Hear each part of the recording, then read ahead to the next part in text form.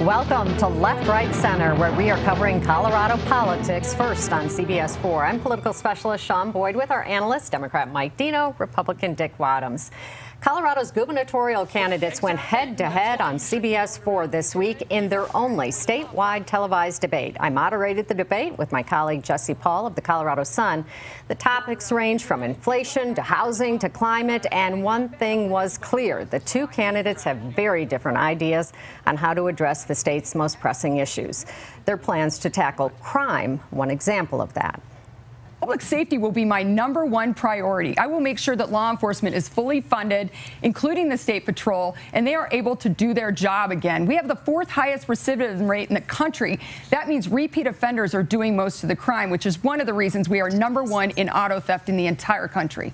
Should not be a political, conservative, liberal discussion. It should be a data-driven discussion. I live in the real world. You show me that a penalty here increases safety and decreases crime, we're for it. If it makes us less safe, I'm against it. I think people know that when you're dealing with people that have an alcohol or drug problem, there needs to be a route to addiction recovery and substance treatment abuse. For some, a night in jail might scare them straight and help. For others, time in jail might connect them to criminals and make them part of a criminal network. Yeah, Mike, I think this is one issue where Ganal had Polis on his heels a bit. Well, when you are an incumbent and crime is up higher than you want it to be, it is an easy issue for your opponent to take off after, and it's an easy one for an opponent to make it seem like there's simple solutions, and there aren't. I do think the governor has a good record in what he's done to improve mental health. To try to deal with inequities in Colorado, and we've come through such a terrible time with the pandemic that there is a lot of disparity out there, and it is hard to deal with crime when there's a lot of people that don't have what they need. And there's a lot of people on the other side who want things dealt with right away. And so it's easy for an opponent to attack an incumbent on this, and so it's not unusual to see this. I think the governor, has put a lot of things that take longer to take effect than somebody who wants somebody put in jail right away. Yeah, I think, Dick, that there is this perception that, right or wrong, that Democrats in the legislature and Governor Polis have maybe been overzealous in their criminal justice reforms, right? Yeah, I don't think there's any doubt. In fact, it's just amusing to me to watch Governor Polis saying, I am data-driven. Well, has he looked at the data? Does he not know about the car thefts that are being committed? The fentanyl deaths? I mean, that is hard data. Those are real people being impacted by the crime that he and his fellow Democrats in the legislature have passed laws that have promoted the increase in those areas. And then I got to tell you, the most absurd thing he said last night was, we can't put somebody in jail because they might meet somebody who's a bad person in there. Mike, I think it is more complicated than what I'm about to say, but I'll tell you what, I know this. When you put a person in jail, they can't commit crimes anymore. Right. And I think of the vast majority of Coloradans understand that. I do think that is his underlying weakness in this election. Whether it will finally defeat him, I don't know. But I'll tell you what, I think people are concerned about this. You have seen him speaking out saying, oh, those, auto thieves, we really need to step up the penalties for them. But, too little, too late, maybe. Well, and I think, Aurora just instituted on a shoplifting 3 days in jail. Right. Now, 3 days in jail is going to cost the city of Aurora probably 100 to 200 to 300 times what the cost of that shoplifting is. And governments have to, will have to figure out how to balance that. There aren't easy solutions. Right. And trying to lock everybody up at once is not feasible. There's just not the room. Right, it's true. Affordable housing, another big issue facing our state. And once again, the candidates disagree on what's driving prices and how to address them. For too long, we've had a housing policy that's been detached from our traffic increases, from our water, from our air quality. We need to tie this together. We need more affordable housing to own and to rent close to where jobs are, so people have shorter commutes, less traffic on our roads, more water efficiency, and a better quality of life for Coloradans. Can innovate, we can provide incentives for developers and farmers and ranchers to find creative new technology to do farming and ranching better and build houses more efficiently. But right now, a fourth of the cost of new housing in Colorado is regulatory. So again, the governor has grown the size of government by a tremendous amount, added lots of red tape, regulations, and fees. And if we can reduce that, relax that a little bit, and let local municipalities actually grow, I think we can solve this housing problem. Now, Dick, this is an issue where I think Polis was particularly strong. He's given some thought to this. He has. The thing that concerned me, Sean, is that it sounded like he wanted more state control of growth policy. And it just doesn't work. And I was sitting there listening to him, and I agree. He has given it some thought. I'm not sure he's thinking in the right direction, though. And I think if I were a county commissioner or a mayor, I'd say, I don't know if I want the state of Colorado telling me in my county or my city what to do. I don't know. And there has been talk about, do we need a statewide permitting system or zoning, or at least regional in nature? You know, Mike, I think Polis said it. We don't need a statewide zoning. You know, Polis said at one point last night, all I hear is Jared Polis, Jared Polis, Jared Polis. Did Ganal focus too much on what he's done that she thinks was wrong and not enough on what she would do? Well, again, I don't want to belabor the point, but as an opponent, that's what you get caught up in. I mean, we're 3 weeks out from, we're 3 weeks out from the election. Next week, the ballots drop, and you know, you're getting desperate, and you throw whatever you can. I mean, Dick and I have been in that position. You got to go for it, and you know, housing's a tough one. I mean, I don't want to be labeled a capitalist, but it is.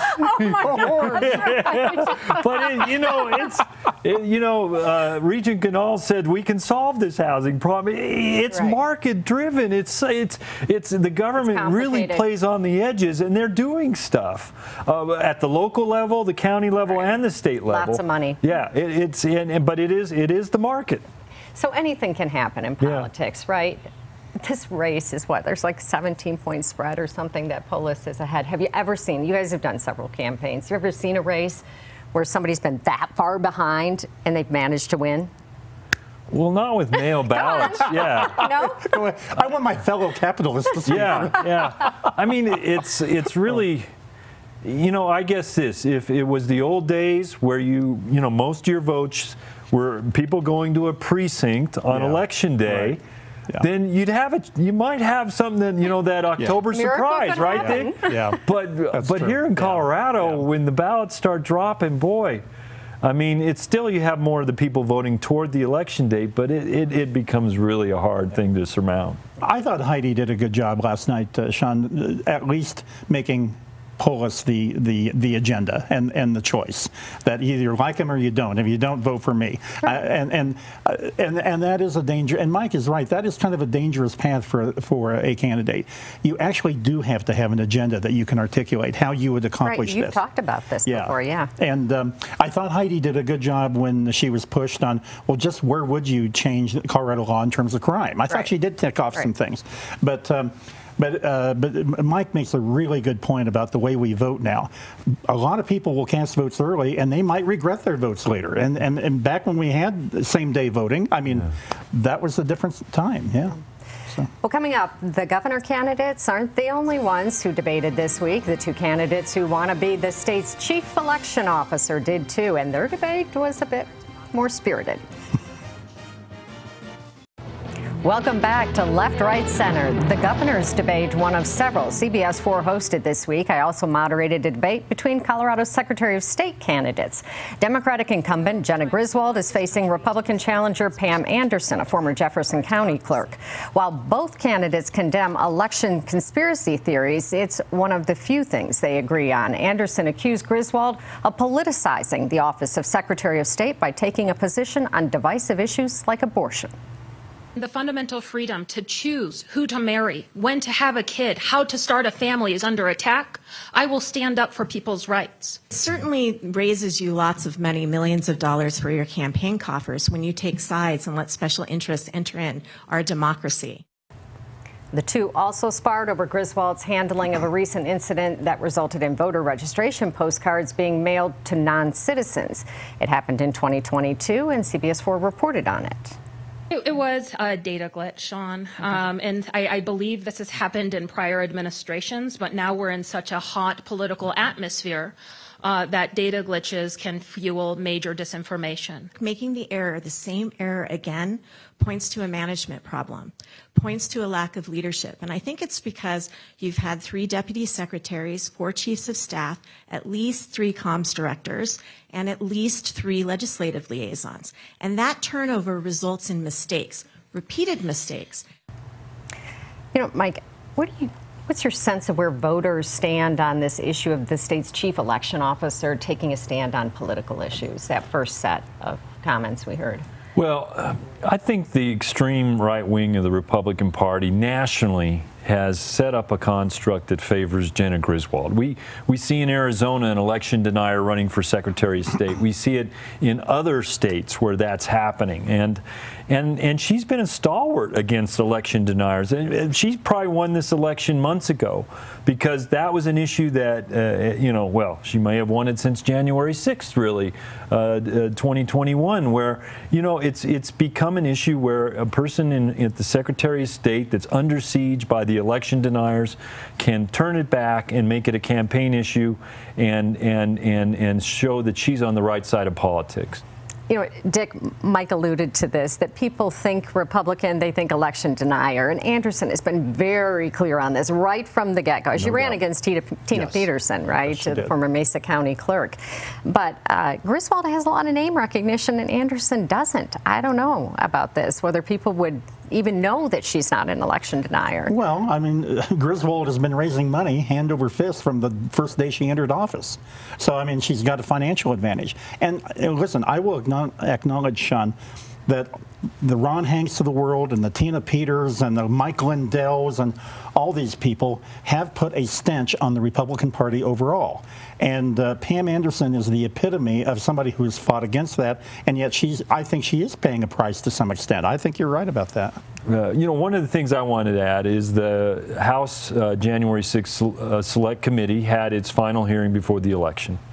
And they subpoenaed Donald Trump to come in and speak to them. And he followed up with a letter, again, denying the election. And so, Dick mentioned Lindell and Tina Peters, and the guy at the top is Trump, who continues to deny it. And so it doesn't help the candidates down the line, like Pam Anderson. Pam Anderson ran against election deniers. That's the thing as a Republican in this race. She's got the Denver former clerk, Deb Johnson, endorsing her, the former Boulder clerk, Hillary Hall, endorsing her. Where do you see this race going? Well, Sean, the fact is that if we had a Republican Secretary of State who is anti-gay marriage and who was pro-life, and that Secretary of State started talking about those issues, the very people who were lauding Jenna Griswold for having the courage to go out on they would be condemning her. That, oh my God, how could she be talking about that? She should pay attention to her duties of Secretary of State. The fact is, Jenna Griswold,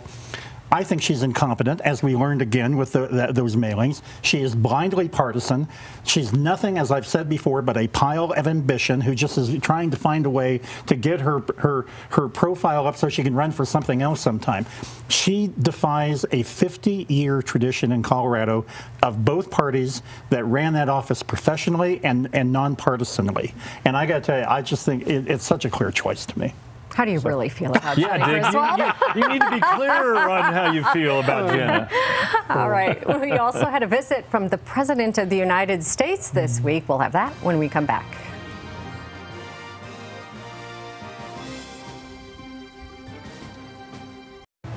Welcome back to Left, Right, Center, where we cover Colorado politics first. Less than 4 weeks before the midterm election, President Biden flew to Colorado this week to designate Camp Hale as a national monument. He also announced his push to continue to conserve the Thompson Divide by pausing any new mining claims or issuing any new oil and gas leases. CBS 4's Karen Morfitt looked into the impact of that announcement. While much of President Biden's visit focused on the announcement of the Camp Hale Continental Divide National Monument, there was more to his stop. Today, my administration is announcing steps to conserve the Thompson Divide. To do that, Biden is proposing a 20-year withdrawal of the area. That means putting a pause on any new mining claims and issuing oil and gas leases. There's no current or planned oil exploration production in the area. Dan Haley, the president and CEO of Colorado's Oil and Gas Association, says that's because it follows changes made under Obama. The Thompson Divide makes up a small portion of the Piceance Basin on the western slope, which has the second largest natural gas reserves in the country. Now is not the time to look to other countries for this energy. We should be talking about how we can enable and enact policies that allow for the responsible production of it here in this country. The president says his decision is in response to broad concerns about protecting the area's wildlife, recreation opportunities, and clean air and water. We're standing with Colorado's farmers, ranchers, hunters, anglers, who have forged generations to protect beautiful streams, aspen groves. Before the proposal could move forward, there would be years of studying the effects and public input first. There's been production in the Thompson Divide area since 1947. It's an area that has proven that you can have multiple use in Colorado. You can have recreation area, you can have oil and natural gas, and they can coexist together. Presidential visit aimed at giving U.S. Senator Michael Bennet's campaign a boost. Public polling shows Bennett up by at least 9 points over his Republican challenger, Joe O'Dea, but both campaigns have seen an infusion of cash over the last couple of weeks. You know, Dick, that's an indication usually that the race is a bit closer. Well, I agree, and I think that Biden's visit also shows it's getting closer. The fact of the matter is that it was rushed, and now the Ute Indian tribe of Utah has registered strong discontent and opposition to the designation. They wanted more time to evaluate it. Their ancestors used to live in that valley, and they are very upset. And so, in other words, Biden just basically ran roughshod over them and said, no, it's more important to reelect Bennett than to take your concerns. That's not right. You know, Mike, the president isn't hugely popular in Colorado. His approval ratings have come up, but of course, as you've noted before, public lands is. But does Bennett really need help? Well, I think, as you pointed out, Bennett does have a lead, and he wants to keep the lead. Yeah.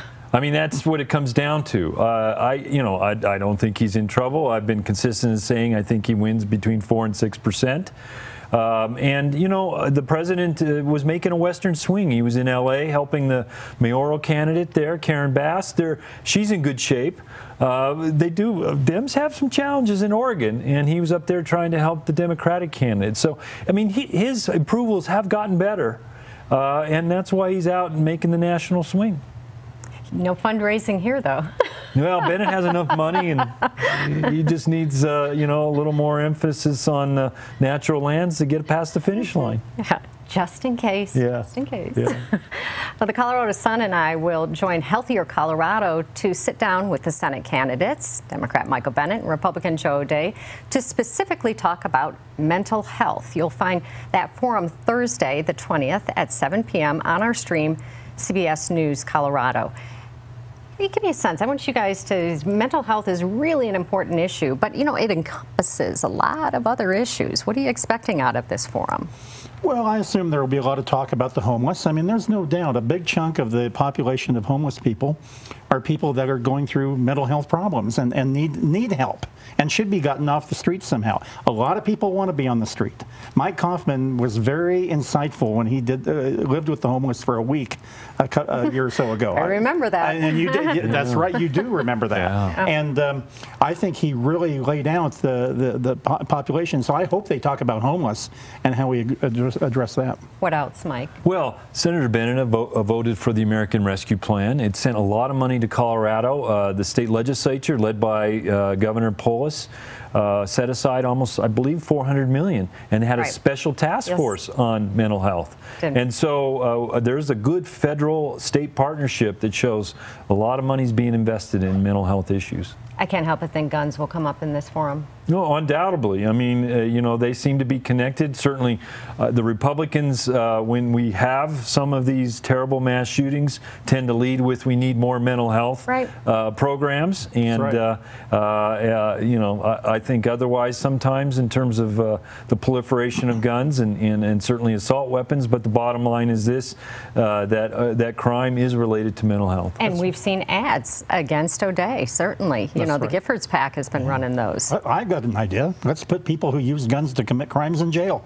I think that's a good alternative. Crime is certain to come up in this yes, debate, it will. too, don't you think? It should be. It should, yes.